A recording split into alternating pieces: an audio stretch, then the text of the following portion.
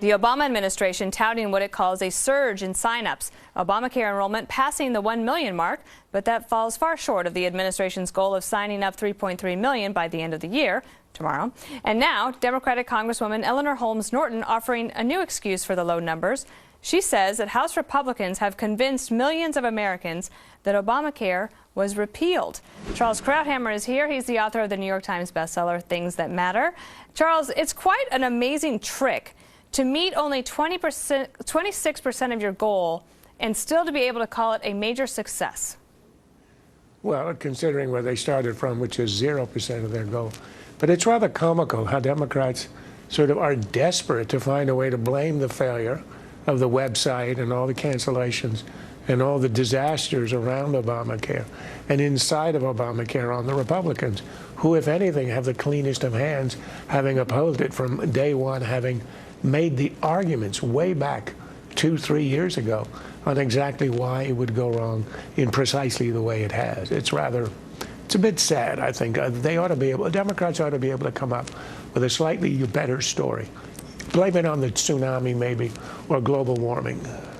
One of the things, I think it was a poll about a month ago that during the Obamacare website major confusion at the beginning, there was a report that said a lot of people thought that Obamacare had already been repealed. Do you think that that was just the triumph of hope over experience? No, I don't think anybody took it seriously.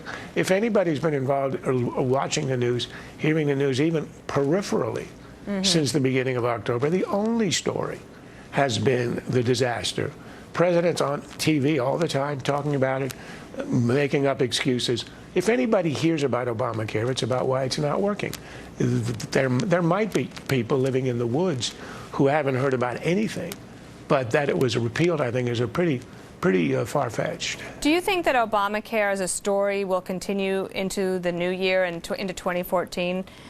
Will we just continue to talk about this because of all the new developments? And the reason it will, and the answer is absolutely yes, because it's not an abstraction, it's not an ideological issue. It's a real thing, and health care is about the only issue there is that affects everyone right now. You talk about Social Security, it doesn't affect people under the age of 65. I mean, there are all kinds of programs that affect parts of the population.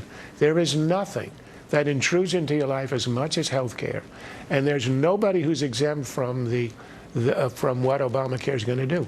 The story of the year is going to be the tens of millions of Americans who, as we get to the middle and the end of the year, are going to realize that they're going to lose their insurance that are now provided by their employers. And if you thought that we had problems when the private insurance was canceled, wait until that happens. If I could just get your thoughts on one last story before I let you go. The other one we've been talking about today is Benghazi.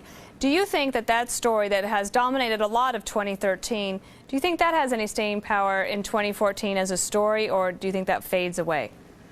Well, the only reason it has faded in the past and will again is because the mainstream media have no interest in it, understand that it would cast a pretty dark light on the administration, the way it conducted itself, and are staying away. I think it is a real story.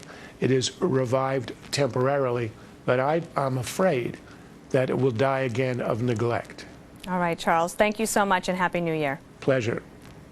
And thank you for being with us. I'll see you again tomorrow for a special New Year's Eve edition of The Five. That's tomorrow at 5 p.m. Eastern. Good night.